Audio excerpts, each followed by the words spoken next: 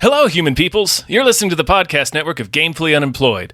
To support us and gain access to great exclusive podcasts like Fox Mulder is a Maniac, Tom and Jeff Watch Batman, Star Trek The Next Futurama, and our latest show, Spiel Boys, head over to patreon.com/gamefullyunemployed. We do game streaming, movie nights with our patrons every Friday night, and you can even commission your own podcast about anything you want. Literally anything, within reason, and we have to do it. You are quite frankly out of excuses not to go visit patreon.com/gamefullyunemployed. That's patreon.com/GAMEFULLY unemployed, which is spelled like it sounds. To be or not to be? Not to be. Final Years episode. in the making. How many years? A lot. It's at least 10. 10 or 12. Right? I wanna say At 12 least years. something like that. It's been a while. Yeah. It's been a while. I feel like I came right into this show right out of high school. It's been 18 episodes. It's a lot of episodes. It's a lot of episodes. It really is. We are, of course, talking about this current show you are listening to that is called Draft Action Hero. There's a lot of preamble, a lot of setup. With your hosts, me. And me! Yeah. The us. me's. The me's and us. And this is produced by James Rainey. They are the ones who made it all happen. James Rainey. Thank you. Thank you so much. You have imprinted your legacy in these 18 podcast episodes of two dudes just bumbling through an idea. Yep, This never feels like anything. This never feels like anything, but here we are, 18 episodes in. 18 episodes, I never felt safe. Nope. For 1 minute. Never felt confident. Nope. Huh? Always felt weird, but good weird. Yeah. You know? A good weird. Yeah. You know. Like putting your a hairdryer on your balls, you know? Yeah. Yeah. It's Yeah, that. walking by your windows with no pants on. Exactly. It's weird, but it's kind of empowering, you know, because you're technically not doing anything wrong. But I feel like I'm in charge. Yeah. If anything, you're the asshole for watching, you know, for in this case, listening. You know, it's on you. It's on you all. You're the perverts in this scenario. Yeah. Everybody listening, Got that? You fucking, yeah, you guys should feel ashamed. All right, now that we've successfully berated the audience. So this is a show where for 18 episodes, we have been rolling scenarios involving action heroes that we have been drafting to then put into like a specific action like situation that we have also been rolling. It's been very random. That has been the show, right? Am I right? Is that accurate? That sounds about right. I think you covered all the bases. Okay, because I'm setting this up because today's episode, our final episode, is less random than ever before. It is specific to a scenario that our producer, James Rainey, put together for us. They did this out of the kindness of their own heart. So, like, instead of, we usually roll the scenarios, right? Right. People recall. Yeah. We're not going to do any of that. We'll still do a draft out of a pre-selected group of action heroes. Now, what ties them all together? Simply put, they've existed after the year 2000. So, in other words, they were all on a list that James Rainey gave us. With few exceptions. Yes. We've made some alternate selections. Still based on the same rules. But based on the same rules. We tweaked it a little bit. And I guess I'll get right into what is it all about? What is the rule changes? So, this is what James Rainey laid out for us for this final episode. Normally, we pick one action hero out of our draft to run the entire scenario. That is not going to be the case this time. What? Big twist. From our team, we will choose a new hero for each individual scenario. There will be 4 sequences, and therefore we will be able to use 4 of our heroes. Ah, yeah. Yep.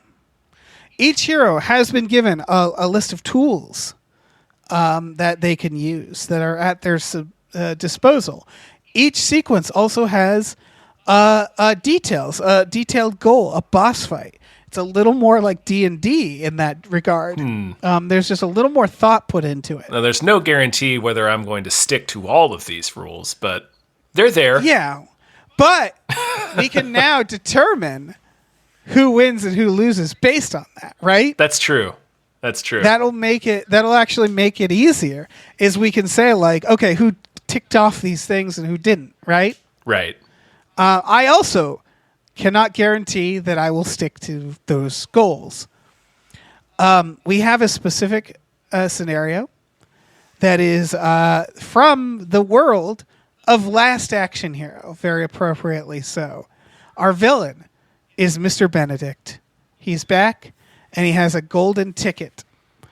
He is on board a shield helicarrier. I think the idea here is he's movie skipping, right? It's like a modern... This is like a reboot or sequel to Last Action Hero, where Benedict is now using modern movies. He is... all right, so to quote Rainey's rules here, Mr. Benedict is preparing to unleash cinematic hell upon the world by summoning himself from every... every extant copy of Last Action Hero physical media release. So they each have their own golden ticket. So he's going to it's going to be a world of Benedict's, a world of Charles Dances. Yeah, which honestly doesn't sound that bad. That's the first step towards utopia, yeah. Yeah. But Daniel Madigan also has a new golden ticket for the sequel, and he summoned a cinematic supergroup of heroes to save the day. No way that kid's That's still us. alive. No.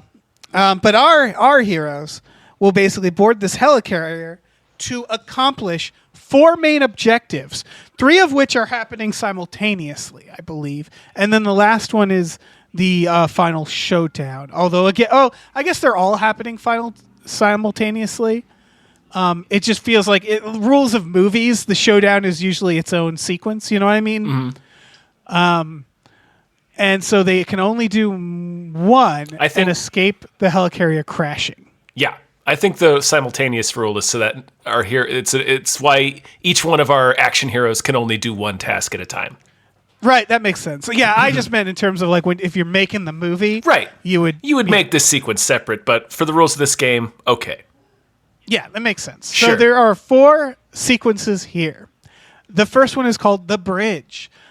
Gaining access to the bridge to fight, trick, or otherwise overcome the crew operating and piloting the ship. Well, why don't we explain each scenario as we get to it? Oh, okay. That's fair. I do want to explain like the broad strokes, I guess. So sequence 1 is the bridge of the ship. Sequence 2 is engineering, dealing with the engine. Mm-hmm. Sequence 3 is the garrison. What's a garrison? It's where all the soldiers stay. Ew. Okay. The garrison. Just call it the soldier bunk. Soldier room. Yeah. Soldier room. Soldier motel. Let's not be fancy here. And sequence 4 is the showdown with Mr. Benedict. And we have a list of heroes to draft from. And I believe the way we do this... So normally we would... Okay, so this is interesting, Tom. Mm-hmm. Normally we draft the heroes and then roll the scenario. Yeah. And then pick out our specific heroes. Mm-hmm. We already know the scenario. Yep. It's been laid out for us. Yeah. So our heroes are John Wick from John Wick. Oh, sure. The series. Yeah, I'm familiar with John Wick. We can get more into what their actual tools are later. Raju, am I saying that name right? I believe. From RRR. Bohem from RRR as well. So we got both of our RRR boys. Guys. Judge Dredd. Bud Jablonski from Day Shift. Jamie Foxx from Day Shift, sure. Yeah. Ethan Hunt from Mission Impossible. A little adjustment on our part. Chris Johnson from Next. That is the magician with the ability to see 2 minutes into the future. As played by Nicolas Cage in Next. Yes. Sergeant Nicholas Angel from Hot Fuzz. Hutch Mansell from Nobody. Yep. I assume that's That's fucking Bob Odenkirk from Nobody. Bob Odenkirk. Yeah. Leonidas from 300. Man, I kind of want like later Russell Crowe, but whatever. Brian Mills from Taken. That is It's Liam Neeson and Taken. Liam Neeson. Richard B. Riddick. Did not know his name was Richard. It sure, Dick Riddick. It sure is, Dave. Yep. Dickie Riddick from Pitch Black. I want to know what the B stands for. Biddick. Benjathan. Jack Healy from The Nice Guys. I believe that's Russell Crowe. So we do have a late stage Russell Crowe. Yeah. Beautiful. Finn Wheeler from Werewolves Within, a movie I have not seen. Oh, I've forgotten his name. The guy from Detroiters. Anyway. Oh, wonderful. Batman from The Batman, as in Robert Pattinson's Batman. Robert Pattinson. Fox from the movie Wanted. Angelina Jolie. Angelina Jolie. James Rainey, if you're listening to this, you're seeing that we kind of made some changes because our final hero is Optimus Prime from Transformers. Mm-hmm. A truck person. Yeah, it counts. He's an action truck hero. Sam Richardson is who I was thinking of. That's Finn Wheeler. Oh, okay. Okay. And that is Detroiters? Yeah, it's him and Tim Robinson that were in Detroiters. Oh, no, I know Detroiters. He's also, and I think he should leave. He sure is. Little Buff Boys. Little Buff Boys. Get him out of here! We're not doing Troll Boy. You understand. You understand. You know you're not winning. We're just going to talk about I think you should leave now. Great show. Everybody check it out. I think the new season's probably out by now. I am going to flip a coin, Tom. Sure. And you are going to say heads or tails. Listen, I think I've won all of them but one, right? And this is the last one, so... This is the last one, so defend your honor. I'll try. If I was going to lose any of them, it'd be this one. Right. So, heads or tails, Tom? Flipping now. Tails. It is, in fact, tails. Yeah! Yep. So, you get first pick. Uh-huh. And it's 1, 2, 2, 2, 2, right? That's the same draft system. So you pick 1 to start. Is that right? Yeah. Okay. I'll pick Optimus Prime. That is understandable. Typing that down. All right, now it's my turn. Yeah. And I get 2. Mm-hmm. Listen, I'm going to take Batman. Sure. That's a good pick. And then I'm going to take Chris Johnson. Nicolas Cage from Next. Of course. I think he's going to be very helpful. Listen, he could see 2 whole minutes into the future. Exactly. That is a serious advantage. Okay. My turn. I am going to take... I'm going to take Ethan Hunt. Okay. And I'm going to take John Wick. Ooh, fuck. These are good. I got plans, Dave. I got plans. Yeah, you really do. I'm going to take Raju.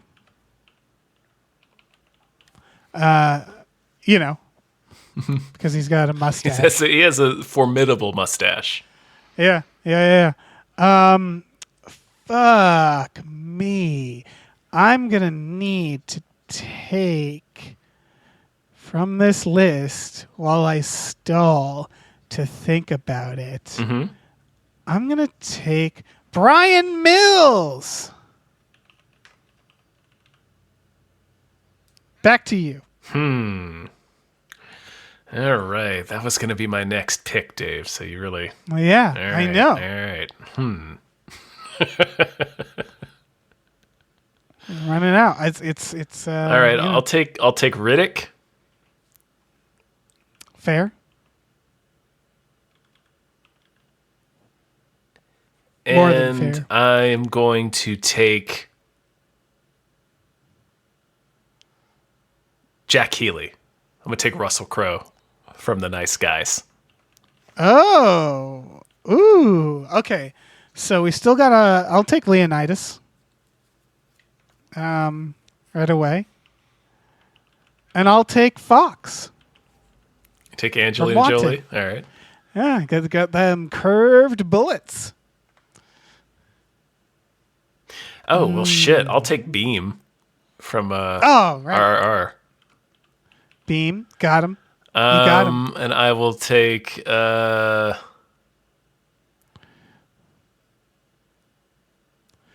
don't even know what we're down to. there's a here. couple left.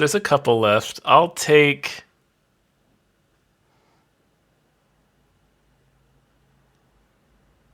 Oh, what are you going to take? this is What are you gonna tricky. do? This is tricky. Oh, man. I don't want to say who we're down with yet. Yeah, this is going to be man. It's tasty. It's a tasty group. It's a delicious selection. I'm going to take Judge Dredd. Damn it. Yeah. That's the one that was like, wait, Judge Dredd's been on the board this whole Yeah, time. he sure has. Fuck. I'll take Finn Wheeler. I haven't seen the movie, but I do like. I think you should leave. He's just very nice and positive, and he's stuck in this situation. Yeah, that makes sense. Yeah. I don't even know what we're down to. I feel like you're just going to get the final one. And I'll take Jamie Foxx. No one's taken Jamie Foxx yet. Bud Jablonski. Bud Jablonski. What does that leave us? So Optimus has taken Fox, Batman, Finn, Jack Healy is taken, Riddick's taken, Brian Mills, Leonardus. Has someone taken Hutch? I haven't taken Hutch or Nicholas Angel, right? Yeah. I think those are the two that are left. And then Chris Johnson, Ethan Hunt. Yeah, so I guess that's what you get. You got more than me. Do we split them? Sure. Yeah, because we each get 4. So pick one, and then I'll get the last one. That's how it's fair. All right, I'll take Nicholas Angel. Damn it. Yeah. You can have Bob Odenkirk. Yeah, I mean, nothing wrong with Bob Odenkirk. That's not like there's no bad pick there. No, there really isn't. Hutch Mansell. Okay. We have our picks. So in my opinion, we can pick as we go. Yes. I don't think we need to delegate right away. No. Okay. So let's begin. Shall we? Yeah, let's do it. Okay. Sorry, everybody. We had to get all that business out of the way. All that beautiful, beautiful business. We do it every show, And now Dave. I know. We have sequence 1, the bridge. So, as I was saying, the hero must gain access to the bridge. Fight, trick, or otherwise overcome the crew operating and piloting the ship and rig the autopilot for a safe place to crash. The bridge itself is a large open space, but the hallway leading to it offers places to ambush a few goons and thin out their numbers before the big fight. Our henchmen are the gang from RoboCop. Sure. Armed with handguns, shotguns, and SMGs, but no super guns. So just, No regular super guns. guns. Oh, it is like the big car. Okay, I know. The big gun that he uses on Ed 209. Got it. The mini boss leading them is Clarence Boddicker. Clarence Boddicker. Which is Kurtwood Smith. With a super gun. So the super gun is like the big RoboCop thing? It's the big gun that they have at the end that they use on RoboCop, and then RoboCop uses it to blow up Ed 209 in front of OCP. All right. You know that big order to long win- rifle? Anyway. Oh, yeah. In order to win, we must input the desired course into the autopilot and then destroy the controls or regain control of the bridge. So either we have to have the bridge or we have to at least have fucked up the controls enough. Got it. That is the goal here. So, Tom, Yeah. you flipped a coin. which means you pick who goes first. You go first, Dave. I go first. Okay. So, this is tough because I'm now looking at the other parts because I'm like, okay, I only get one hero per sequence. So I do have to kind of think about it where it's like, all right, the last one is kind of a heavy fight. They kind of get more and more heavy as it goes, right? Mm-hmm. Okay. All right. Chris Johnson, get in there. You get in there, Chris. Chris Johnson from Next. From Next in the bridge. Okay. Well, the bridge. So here's a couple things. One, the bridge seems like it's escalating, right? Each sequence is escalating. Mm-hmm. So I'm using one of my more moral characters here. So Chris Johnson walks up. He walks up to one of the henchmen, and he's just like, "I think you're beautiful." And he makes a paper rose, and it lights on fire with flash paper and turns into a real rose. And the henchman shoots him directly in the face. Rewind. Oh, it was him thinking about the future. It's him thinking about the future. Plot twist. So, yep. So okay, so the RoboCop henchmen are not fans of close-up magic. Got it. Right. So boom, checking that off. Right. Then he approaches the same henchman and says, "Hi, I'm here with the gang. I'm part of your I'm like a part of your group. I'm one of you. I just got to get by." And the henchman's like, "I'm going to need to see your ID card." And Nicolas Cage stops for a moment, and then he just like runs for it, like for the door, because he's still in the hallway. And blam, he gets shot in the back. And then like he's not dead, but he's getting there. And then we rewind again. He's not dead, but he did drop his playing cards. Yeah. Playing cards everywhere. Yeah. And so we rewind. Okay. They just that fly out of him every time he gets hit. Like a Mortal Kombat character. Every time you punch him, his playing cards fly everywhere. Right. So that didn't work. So he's got, what has he got? Close-up magic. Mm-hmm. And the ability to see 2 minutes in the future. So, this time he just goes, fuck it, and just runs for the door. And the henchman just kind of watches him and just is like, what are you doing, man? And just grabs him and just beats the shit out of him. And that doesn't work. The henchman grabs him from behind and then beats the shit out of him. So they rewind it. He rewinds it, and he's like, fuck. And so this time he tries again, but he ducks when the henchman grabs him from behind.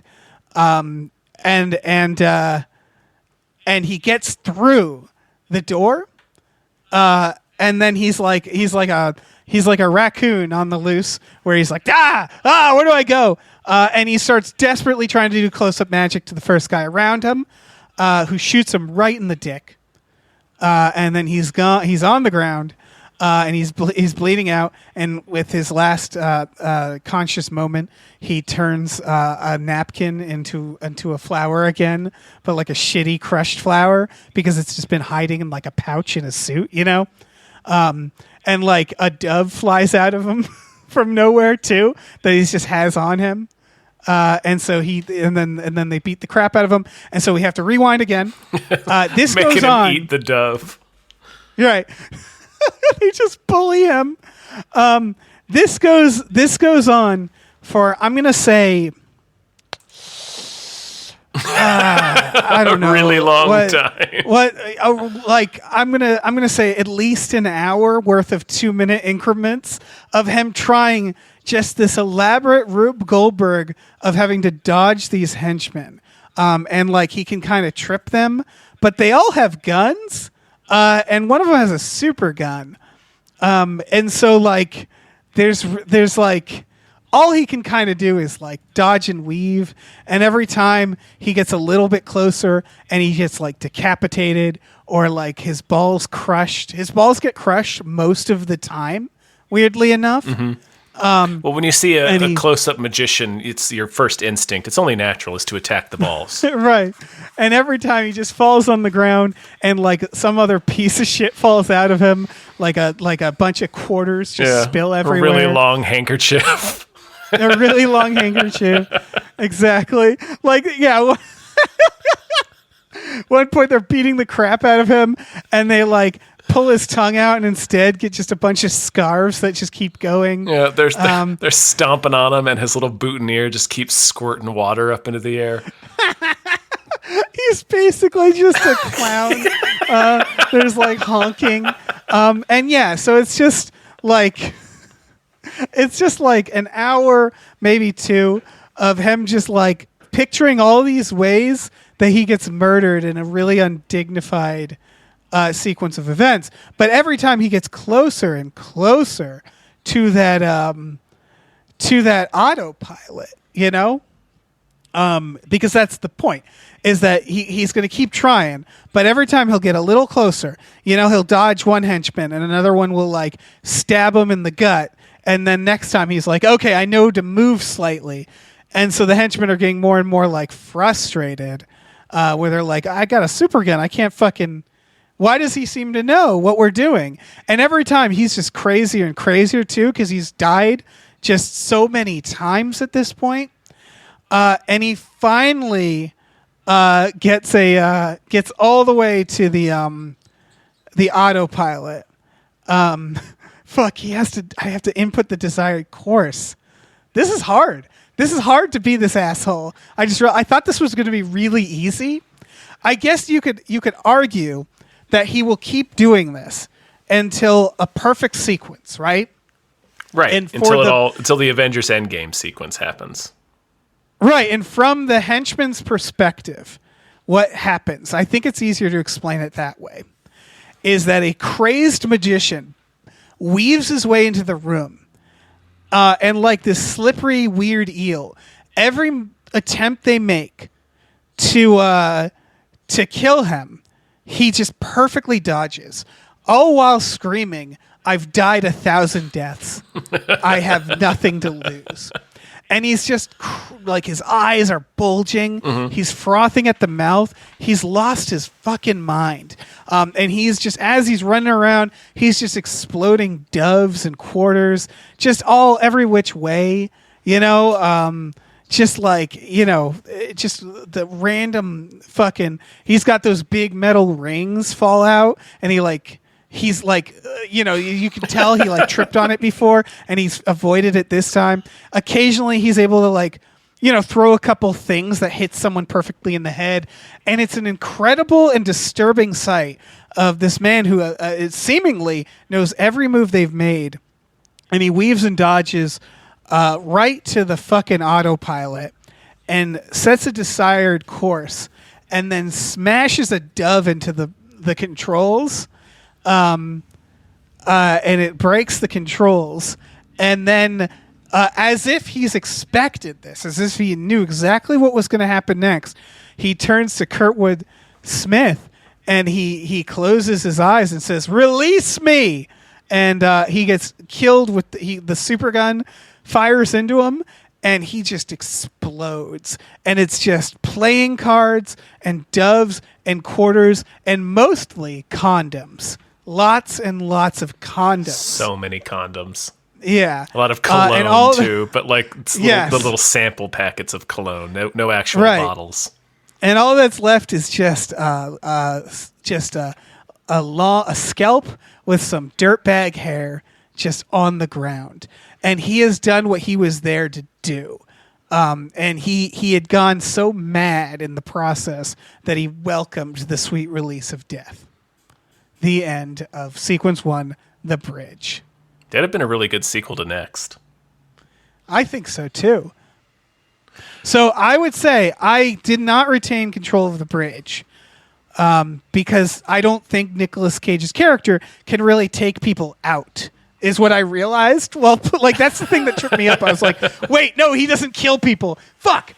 Like I'm sure he kills people in necks here and there, but for the most part, it's about like diverting it. So, yeah, that's me. That's my thing. Okay. Yeah. All right. So, okay. All right. It's my turn. Tackle sequence 1, the bridge. Okay. I'm going to go with John Wick. That makes sense. All right. So John Wick is strolling into the bridge. He knows what he's got to do. He's like, yeah, I'm thinking I need to get into the bridge and input the desired course into the autopilot. So he gets into the bridge, and the RoboCop gang is there, and John Wick's got like, you know, he's been retired for a little while. He's increased his number of pets, so I've got a couple of pets with me, Right. as I come to the bridge to help me out, help me deal with these goons and put a crash course into the autopilot. Yep. Well, wouldn't you know it? One of the first goons, Emil. He's like, oh, it's John Wick, guys, and he starts opening fire with his machine gun or whatever, and the first volley from his SMG kills my pet ferret. Oh no. And boy, oh boy, if you know anything about John Wick, Dave, you don't shoot his pet ferret. You don't. You really don't. So John Wick sees white hot rage, and proceeds to beat Emil to death with his own shoe and kill him with a shoelace. Like shoves a shoelace through his ears and just makes it so he can like jump rope with Emil's entire body using the shoelace. Right. Am I painting a correct mental picture? Yeah. No, that checks out. It's a type of thing that solidifies the Baba Yaga legend. Is you have to see him jump rope with another adult man's entire body. Yeah. So that's what I do. I jump rope with his head and his shoelace, and my ferret is avenged. And then,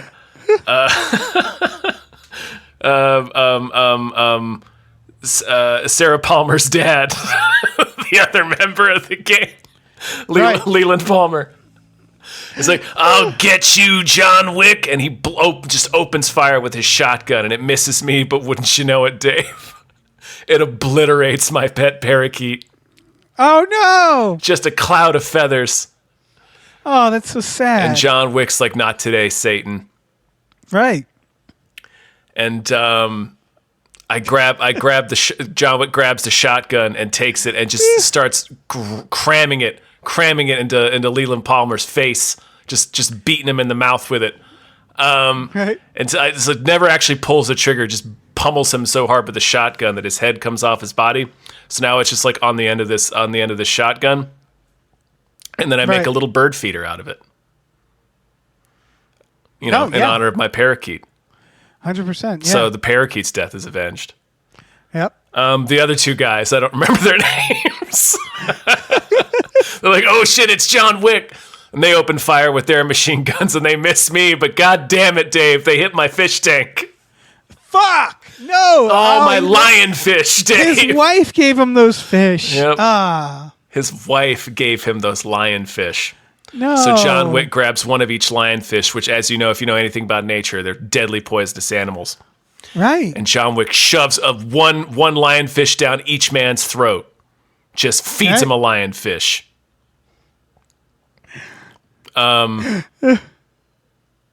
Yeah, I think that's probably okay. So I choke each man to death with a lionfish, and then I drag them into the bathroom of the bridge and stick their head, each one of their heads in a toilet bowl, so the fish can be like in their environment. Right. Even though they're dead, I want them to be comfortable. The fish, not the guys. Right. That makes sense. That just leaves Clarence Boddicker, and Clarence Boddicker looks at John Wick and he says, "Baba Yaga, leave." And he shoots his big gun at me. But it misses me. Of course. Oh, no. Wait. Oh, no. And Dave. Oh, no. Dave, it hits my pet tarantula. No. There's just tarantula fur everywhere. Oh, no. Little Charlotte. Aw. So. It's so sad. John Wick is in a rage now, and I just roll into him and just start doing all the weird like MMA triangle holds and weird long leg stuff, like 52-year-old John Wick rolling around throwing his Baba Yaga leg locks on Clarence Boddicker. Right. And I just break all of his limbs because I feel like it's like sort of related to the tarantula, because they have so many limbs. Right. So I snap each one of Clarence Boddicker's limbs, and he's just like limbless now, like rubber limbed on the floor. So now it's up to me to set in the autopilot. It's like, all right. So John Wick is working with the autopilot controls, and I lay my pet salamander Sally down on the console so I can have both hands free. And the autopilot engages, but Dave, wouldn't you know it? When the autopilot lever engages, it crushes Sally the salamander. No! Autopilot crushed my pet salamander. Fuck. So John Wick, man, Baba Yaga, he takes a pencil and he kills the autopilot with a pencil. With a pencil. With a fucking pencil. With a fucking pencil. Yeah. And the autopilot is locked in for the Continental, Dave.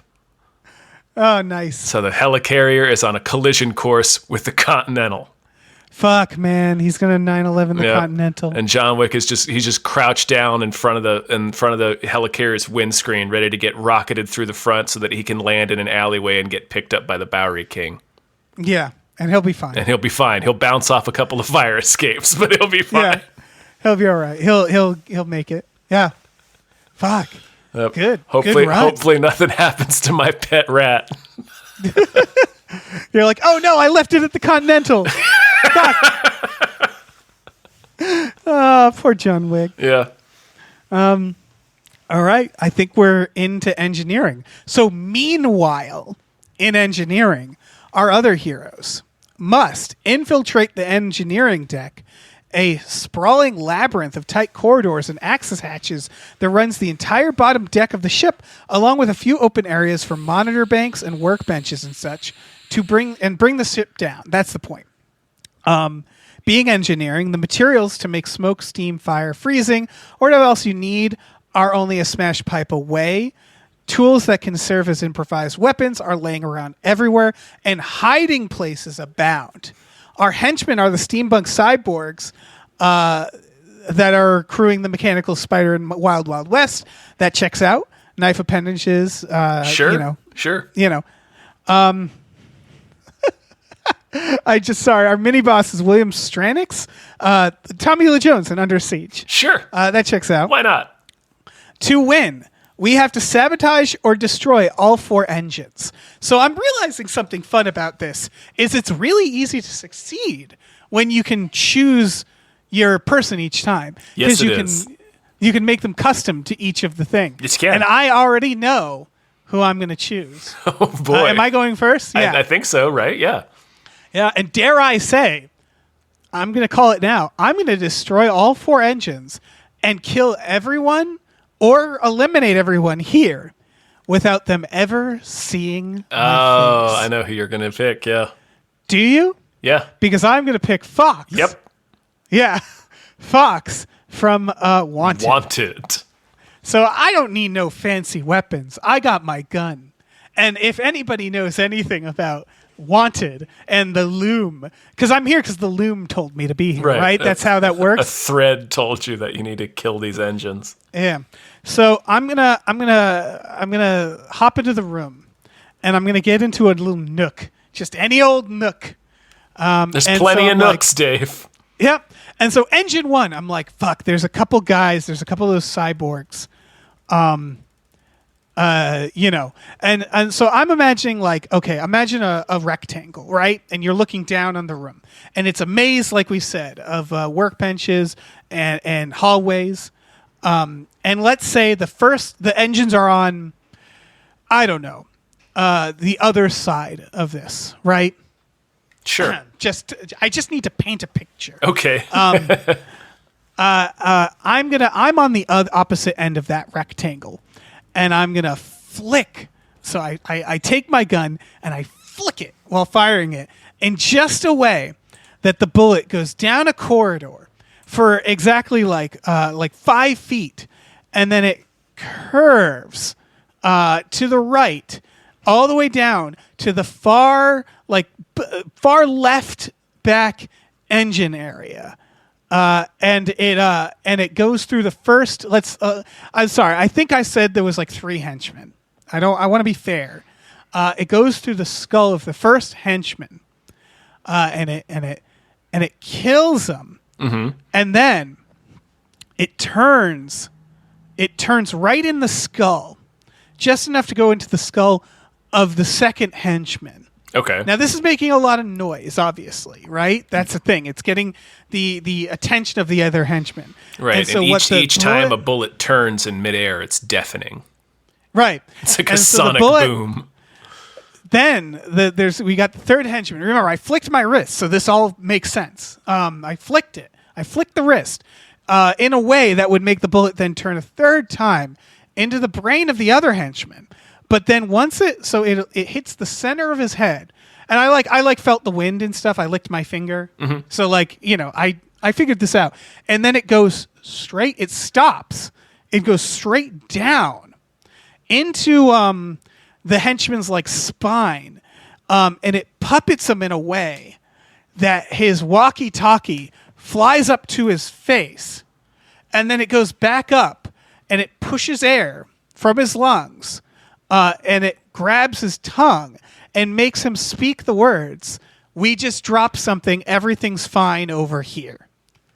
And then the bullet, it just stops, and then it bursts out because it's going so fast. It bursts out of these henchmen, and then each one it kind of eases to the ground one by one because I flicked the gun, Tom. Right. Yeah. Of course. Yeah. All right, so that's the 3 henchmen, and then the bullet, after it eases them down, it turns back around and it needs to it needs to shut off this engine. So it grabs a wrench because I flicked the gun, and it turns the nuts loose on the engine, and the engine quietly fails. That's right, man. Just like the close-up magician, you got to attack the nuts. Right, and then that bullet puts down the wrench and it goes home. And so that's engine 1, and now we got 3 more. And so what the second? So I'm gonna turn slightly, and I'm gonna adjust my aim. Yeah. I test the wind, and I flick it. I flick the gun, and I fire at the same time. And the bullet goes actually to the computer banks. So it does this big curve and I'm imagining the computer banks are around the center. And it whizzes into that area where there's actually no one. And it takes a look at the logbooks of the crew, and it figures out the names of the henchmen guarding the other, the second engine. And it curves around the logbook and goes to the computer. Sure. Where there's the intercom, and it asks the henchmen to come to the center area. Right, because you flicked your wrist when you shot the bullet. I flicked and I turned it too. I spun it. Yeah. So it calls the henchmen by name to the center area. And then what it does is it waits for them to come, and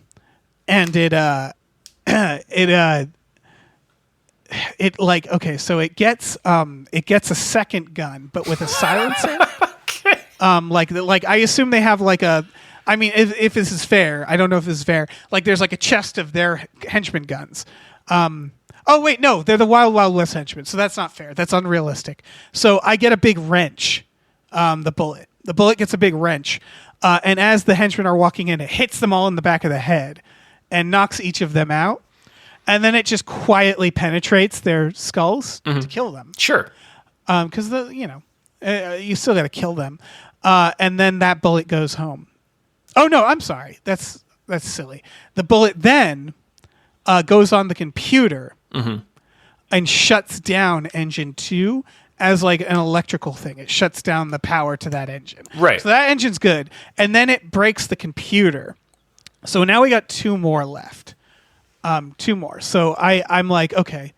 There's now a couple more Okay, I think I got an idea here. I think I know how to do two birds with one bullet.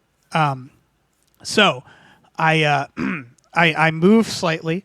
I flick my wrist and Ooh. fire the bullet. Ooh, okay. The bullet curves out of the helicarrier, right? And it goes all the way down to the land. Okay. Oh wait, no. Fuck. Sorry. I'm sorry. First, the bullet goes. It goes quietly to one of the henchmen, and it rips through their pant leg and reads their ID in their wallet. Then it goes down Right. out of the helicarrier and goes to its address and finds the henchman's significant other, and it goes through their skull. And then it grabs their cellular phone and calls the henchman and imitates the voice of the significant other and says, I'm cheating on you with the other henchman. Oh, ooh. Right? And then while that bullet turns around, because I flicked my wrist, it turns back. It does a whole fucking 180, and it's coming back at the helicarrier. Well, that henchman leaves that engine that he's guarding to go confront the other henchmen. And while they're fighting, my bullet comes up. It goes right through that engine, shutting that engine off. And then it curves back around. And we talked about these pipes, that there's pipes. So I'm going to assume there's pipes around the final engine where these two henchmen are duking it out now because one of them thinks the other one fucked his wife. Because you Othello'd them, yeah. Yeah, exactly. And this bullet, because I flicked. Because you put the right spin on it. Yeah. It makes an improvised explosive device. It goes into the main area, uses like pieces from the computer, kind of like in Die Hard. Yeah. You know, when he does that monitor thing. Yeah. And it hurls that fucker at the final engine, blowing up that engine and the two henchmen. And they've never seen my face. Beautiful. And then that bullet goes home, and I blow on my gun. And then, because the loom is a lie, I flick a bullet around and shoot myself in the head. And Tommy Lee Jones. Oh, sure. Yeah. Let's say yes. Let's say yes. Boom. We did it. I did it. All right. With just 3 bullets, Tom. With just three bullets. That was really efficient. It was really efficient. I know. You really mastered the spiral on those bullets. I know. Just flicking my wrist. As long as you get the right snap to your wrist, and you can have a bullet build a bomb for you. Yeah, exactly. All right. It's time for me to go into engineering. For the sake of efficiency, Dave. For the sake of efficiency. Right. I'm going to go with Ethan Hunt. Ooh, yeah. All right, Ethan Hunt. It's like dun dun dun dun. Music starts up. It's the helicarrier, right? Ethan's not on the helicarrier. He's on a plane above the helicarrier. Oh shit. All right, and he's hanging to the outside of it, and the fucking Mission Impossible theme is kicking up. And he's wearing goggles, but he's still like making that weird Tom Cruise face where the wind's in his face really hard. Yeah. And he's like gritting his teeth and kind of squinting and looking real silly. But he's got a job to do, Dave. He's got a job to do. He's got to take out all 4 of these engines. Yeah. Without interrupting William Stranix's harmonica solo. Yeah, naturally. So as the plane approaches, because if you remember, William Stranix was masquerading as the band leader of a rock and roll blues band. Anyway, I do now. More for the listeners under siege. So as the plane approaches, Ethan Hunt can see that Stranix is got his sunglasses and bandana and leather jacket on, and he's blowing into the harmonica. He's dancing, jumping all around, really getting into it. Really playing the blues. So Ethan Hunt's like, this is my time. The dun dun dun dun dun dun dun dun. So I halo jump off of the plane. Ethan Hunt halo jumps off of the plane, right? And you really did it too. Really did it. You can tell that this is a real practical effect. Yeah. And as the music gets more intense and badass, and as Tommy Lee Jones is just tickling that harmonica, he's just lighting it up. Right. Ethan Hunt plows into one engine at, I don't know, 238 miles per hour, whatever terminal velocity of a human body is, because he used his bullet in the halo suit like a projectile straight into the engine. Boom, that's one engine.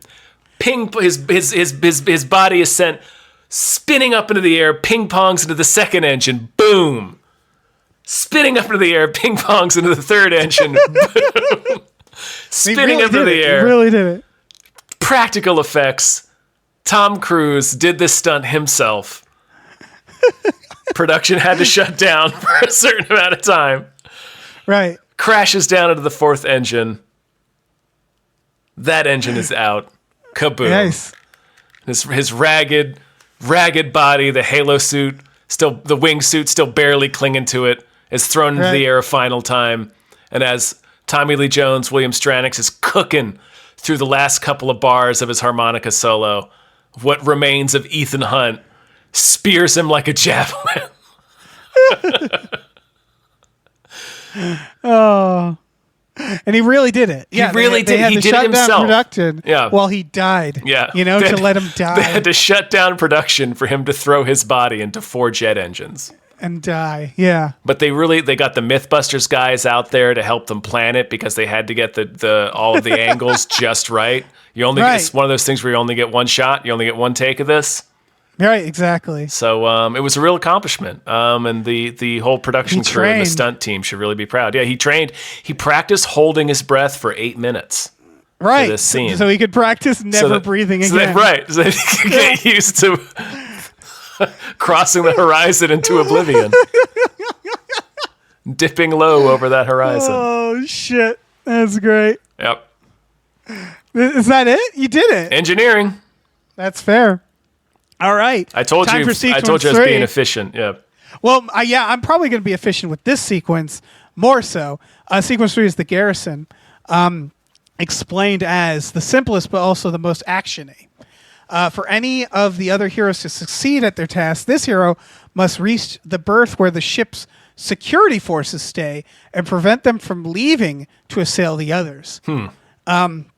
You could kill them all, but trapping, disabling, or ejecting them from the ship works too. The henchmen in this case are the Space Marines from Aliens. The famous henchmen. Listen. It's fine. Whatever. Equipped with high-tech body armor, assault rifles, flamethrowers, flash grenades, unbreakable space knives, and that one fucking machine gun. Smart gun. The smart gun, the Steadicam gun. The mini boss is Andrew Scott from Universal Soldier, which is Dolph Lundgren. Dolph Lundgren, yeah. With Space Marine armor and weapons.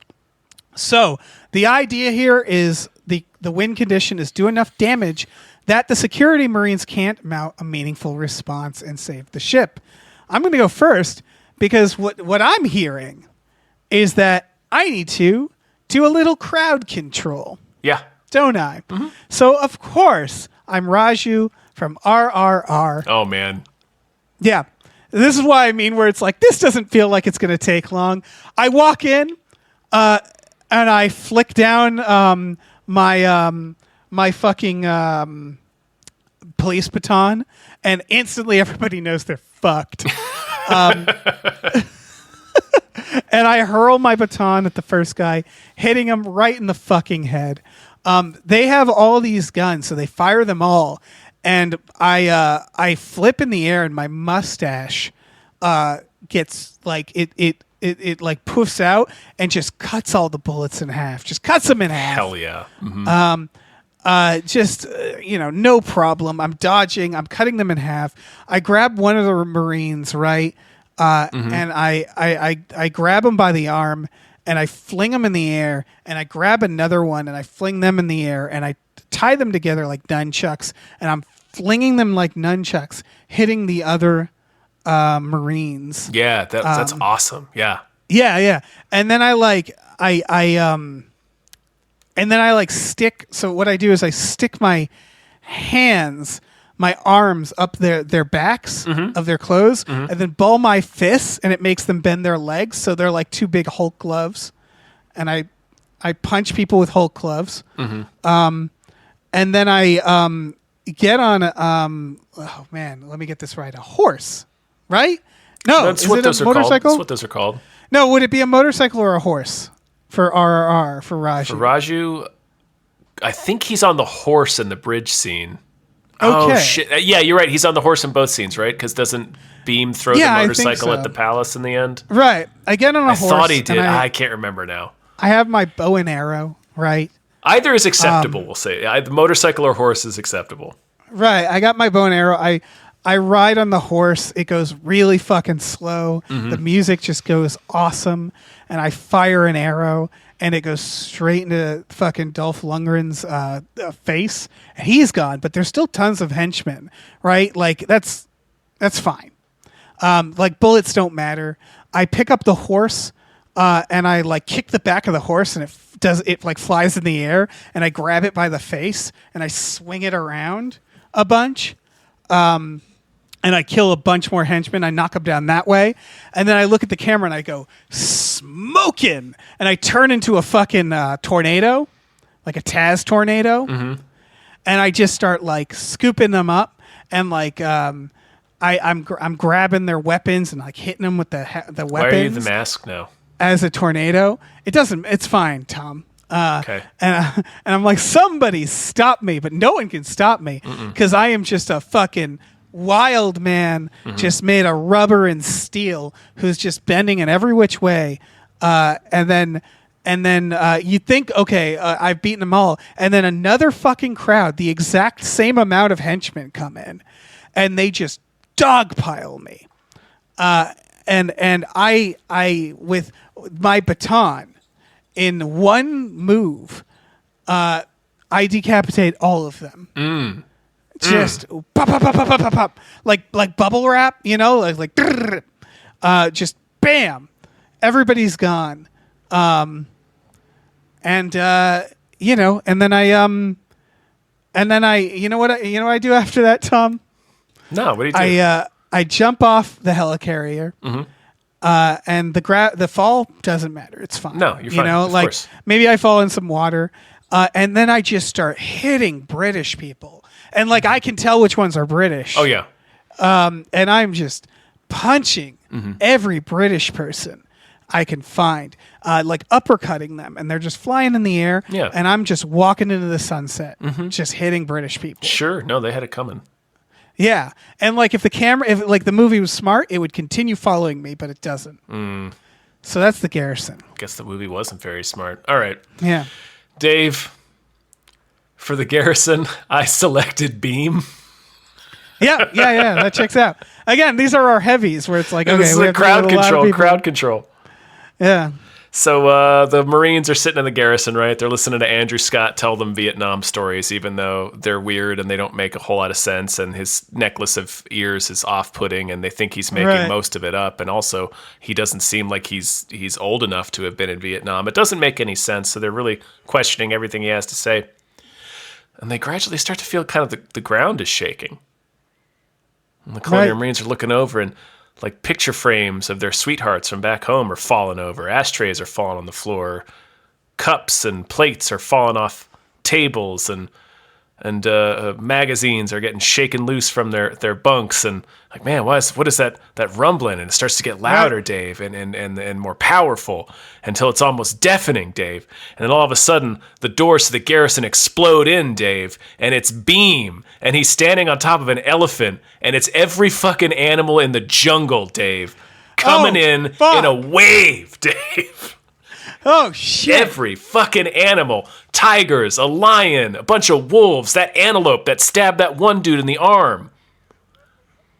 Several elephants. One elephant has an eye patch, Dave. There's a rhinoceros with a tattoo. There's a monkey with a switchblade. Right. And it's just the power of the jungle overall. A gorilla flies up one guy's butt. Jesus. A boa constrictor just sails down one guy's mouth. He just dives inside the guy and then bursts out of him. Right.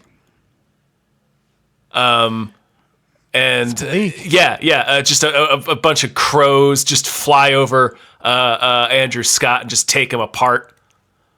Like the guy in the end of The Dark Half, Dave. Right. And yeah, the animals just crash through the other side of the helicarrier and form an orderly staircase back down to the jungle.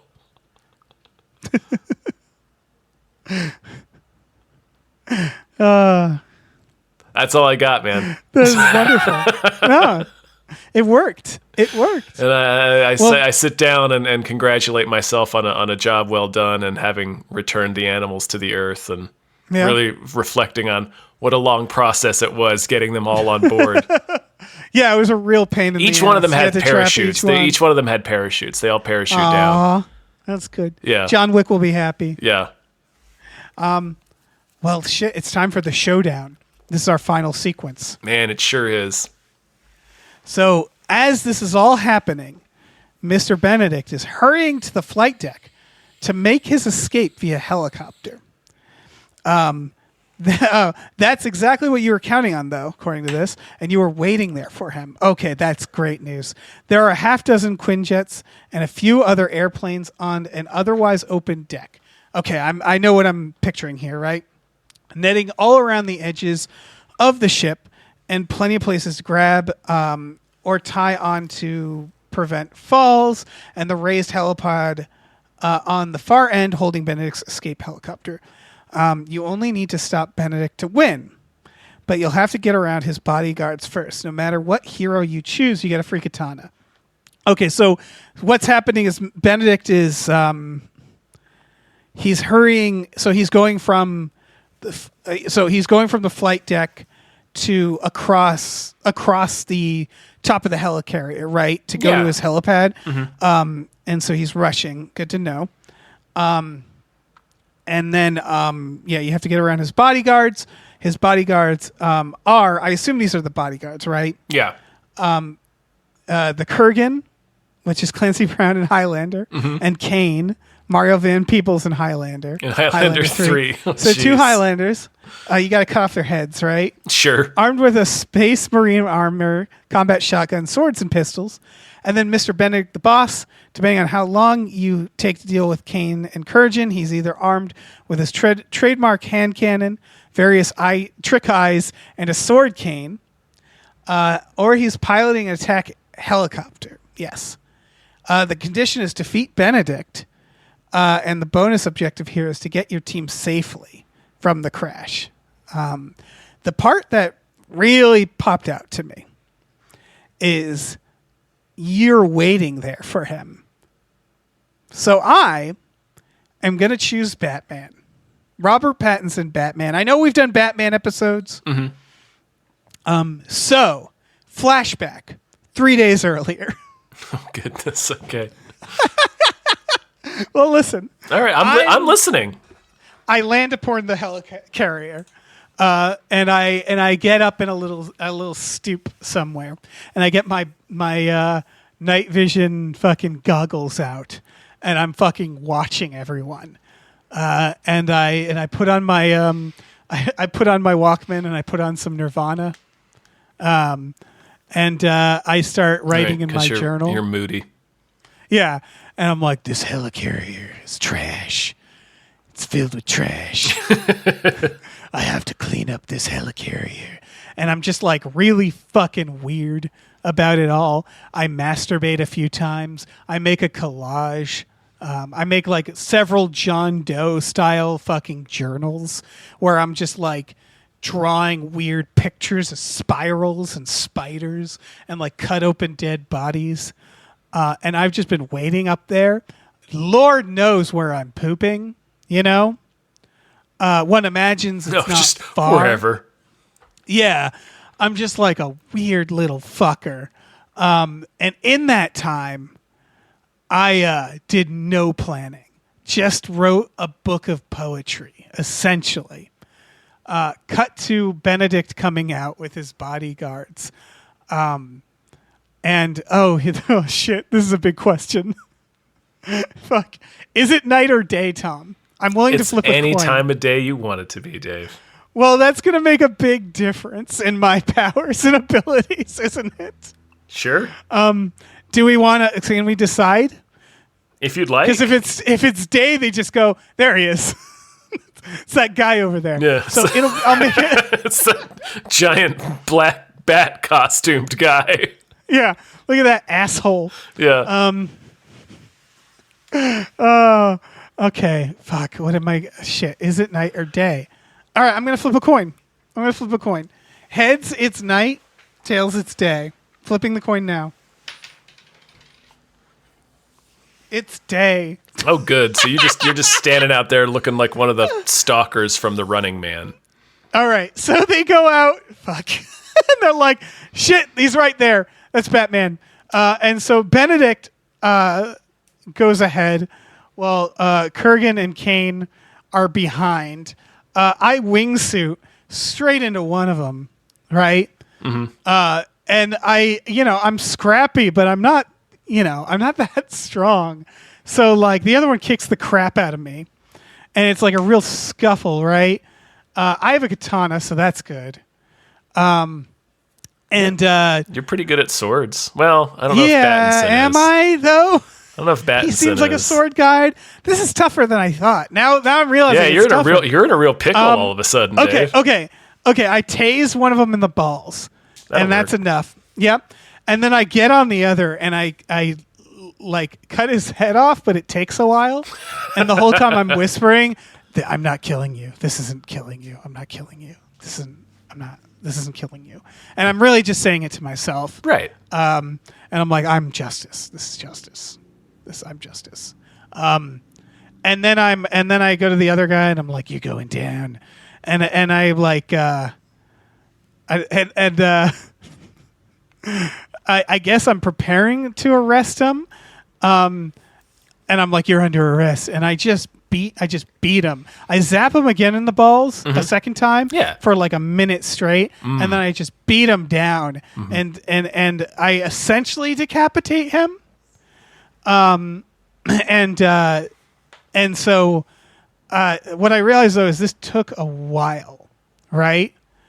And Benedict has gotten in the helicopter and he's left.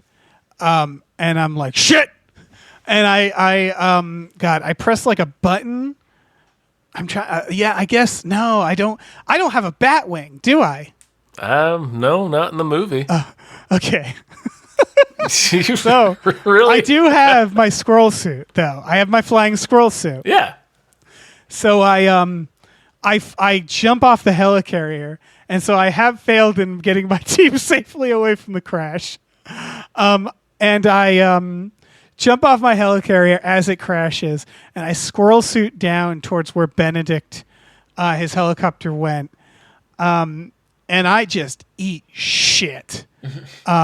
In the hospital for weeks. Like I slam into a billboard and I don't go through it. I like bounce off of it, weirdly enough. You made the news.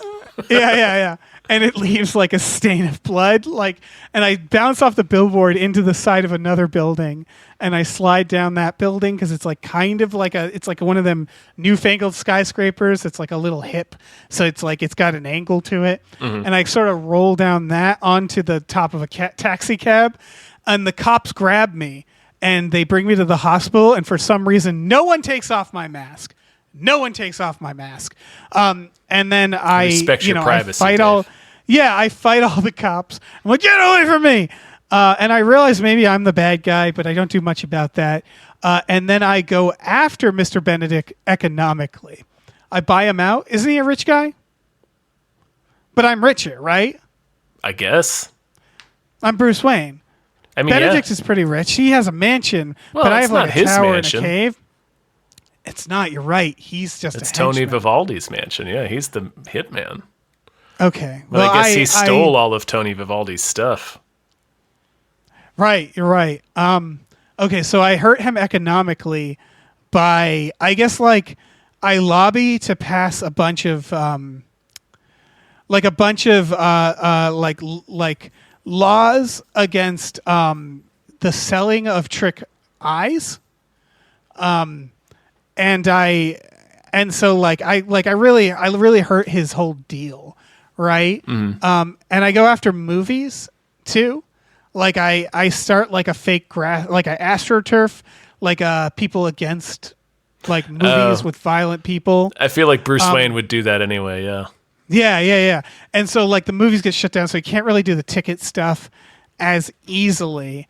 And so like that helps for a while, but then I just like I do my serial killer stalking of him for a while, and then I show up at his house and I tase him so hard that his heart explodes while I whisper that I'm not killing him. Okay, we're good. I figured it out. You got there. You know what? You accidentally or unexpectedly walked into a real challenge. It really would have been better if it was night. That would have gone a lot easier if it was night. I'm just throwing that out there. It would have gone. It would have gone easier, Dave. I don't know if it would have been better. Night. Yeah, that's fair. That's fair. I had a whole plan, and yeah, the coin fucked me as it does on this show. So that's a good way to go out. Yeah, I think so. Yeah. Live by the coin, Right. die by the coin. All right. I'm gonna go out with a bang here. Okay, so Benedict, that's right. Yeah, Benedict, he's on the helicarrier. Charles Dance is rushing across the helicarrier. Come on, we've got to go. Heading towards his helipad with the Kurgan and Mario Van Peebles in tow. And then they hear the rumbling, Dave, of a diesel engine. Oh no. And this they see Dance. Benedict freezes. He's like, "Go check that out while I prep the helicopter." That's not really a great Charles Dance impression, but It's fine. It's acceptable. Well, I prep the helicopter. That's a little bit better. Anyway, so he goes to the helicopter while Kurgan and Kane go to check out whatever this diesel noise was. And they find some young man. They can't quite see him in the shadows, but he's crouched behind some stacks of like barrels or something on the deck of the helicarrier. And he's like, "Back up, guys! I've got a grenade!" And they're like, "Oh, boss, there's somebody back here! You better get going!" And the guy crouched behind the barrels is like, "Oh, he can't take the helicopter! I've rigged that to blow! Ha ha!" And then the Kurgan like shouts at him, "It's like, Benedict, you can't take the helicopter. It's not safe. Look around for something else. We'll deal with this guy." So they start moving towards the shape. Meanwhile, Benedict's like, "Man, I got to find a new means of escape." And he looks over. Yeah, damn. Dave, he looks over and spies his new means of escape just as Kurgan and Kane round the barrel to find Shia LaBeouf, Sam Witwicky. Oh fuck! And Benedict has discovered, seems like someone has parked a big rig here that I can escape in. So he climbs inside the cab of this big rig, Dave. Oh no! Oh no! Oh no! And as the Kurgan and Kane begin to hack Sam Witwicky to pieces. Sure. Just chopping his hands off, his ear, his legs. Optimus knew this was a risk. This was a sacrifice. Just hacking him to pieces. Yeah. And Sam Witwicky's like, "Optimus! I trusted you. I gave you the katana, Sam." And there's the katanas just laying uselessly on the ground next to Sam Witwicky. But as they're hacking up Sam Witwicky, suddenly Benedict is lashed to the seat by the seatbelt. It just wraps over him, and then the doors slam and lock. And then a voice says, "Autobots, roll out!" And I transform with Benedict inside me. I have a question. Yes. Do you do it fast or do you do it real slow? I do it real slow. I do it over the course of about 16 minutes. Real slow. It's agonizingly slow. Like the Kurgan and Kane at it's this like point. The end of the Mangler. Yeah. they've hacked Sam Witwicky into bacon bits, but they're so stricken by the horror of what is happening in front of them. This mechanical demon slowly contorting itself, and with each new piston release, there's the wails of poor Benedict stuck inside of the cab. Right, because you wouldn't even know what it's turning into for a while. You have no idea. It'd be like this blob. They have no frame of reference for what this thing's about to become. Yeah. So anyway, I turn into the leader of the Autobots, Optimus Prime. That was my selected hero for this showdown. Dripping with blood. Yeah, really, just it's everywhere. It's pouring out of my grill. Yeah. It's I have the little windshield wipers that are on my pecs. I have those running because there's blood all over the windshield. Of course. And I turn back into the truck and lean on the horn. And I shout, "Roll out!" again. Roll out, team! And John Wick and Beam and a couple of leftover alligators and an antelope climb inside the cab. And John Wick is dragging Ethan Hunt's skeletal remains, his mangled javelin-like remains, lanced through the body of Tommy Lee Jones. So really, he's dragging the body of Tommy Lee Jones with the body of Ethan Hunt sticking through him. And they all climb into Optimus Prime, and Optimus Prime guns it and just blasts through the Kurgan and Kane to such a degree that their heads are removed from their body. They technically, their heads are removed because they just explode like water balloons. Right. It's more like their bodies are removed. Right. But yes. Yeah. They just blow up like a trauma movie. Right. And we drive off the side of the helicarrier and just sail down to Earth. And as we're approaching land, I transform partially back into Optimus Prime, but enough to get like my little legs out and like these little wings come out and jets come out of my wings and my feet. And like some music starts playing, probably Stan Bush. It looks really cool. And we just like rock it back down to the ground while Stan Bush sings about how I have the touch. And we touch down to the ground, and I let my teammates out, and we're like, well, team, job well done, as the helicarrier crashes into the Continental. Right, killing just thousands. Because I imagine there's a lot of people around it, too. Like, the helicopter is huge. Right, like the city of New York. Yeah, a lot of dead people. I think, Tom, you technically win because one of your people died. For mine, I realized two of mine killed themselves. Yeah. The other one died in the crash. No, the other one didn't die in the crash. The other one punched British people. That's right. And the final one is fine, but it's still 2 out of 4, where yours is 1 out of 4. And we both did the other objectives. So there you have it. Yeah. Clear winner, me. Tom. At the top of the thing of the Olympics. Yep. Olympic stairs. That's me. That's what they're called. I'm also on step number 2. I'm standing on both of them. All right, that's fair. You got one leg on each. One leg on each. That's right. Holy shit. Oh, you know what, though? Even that? higher is James Rainey. Yes! James Rainey on the highest pedestal at the Draft Action Olympics. Yep. My goodness. Man, what a journey. It's been like 3 years, right? 4 years? 5 years? Something like that. 6 years? Like that. 7 years? And who knows? James has threatened to do a sequel. To do a second season. But we'll cross that bridge when we get to it. Yeah. Because for now... I can't believe we've come to the end. This is it. We've come to the end of the final Draft Action Hero. Yeah. I know, it's kind of sad. It's like the like ending of 6 Feet Under or something. Where you're like, wow, it's all over. You know, just slap on Journey and like suddenly just like cut to black. Yeah. For no good, for a good reason, but to piss off the audience. Mm-hmm. There's a lot of endings we could do, probably more modern references. No, they all need to be that old. Okay, yeah. They all need to be from TV from 15 years ago. How did MASH end?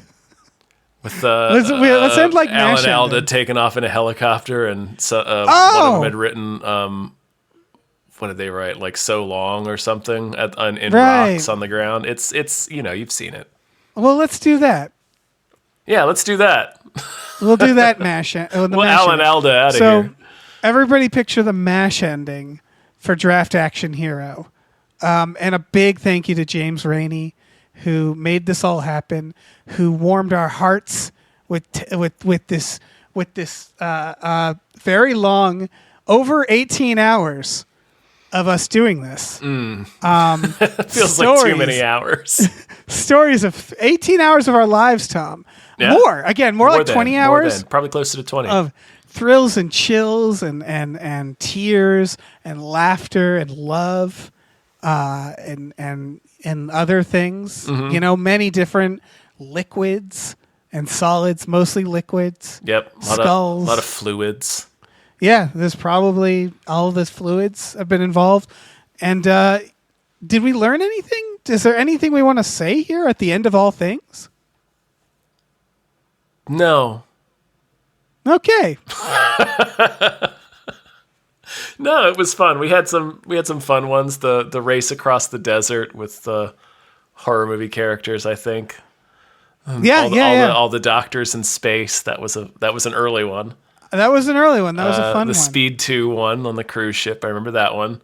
Right. We had a lot of adventures. We had one where I was a cat and you were a horse.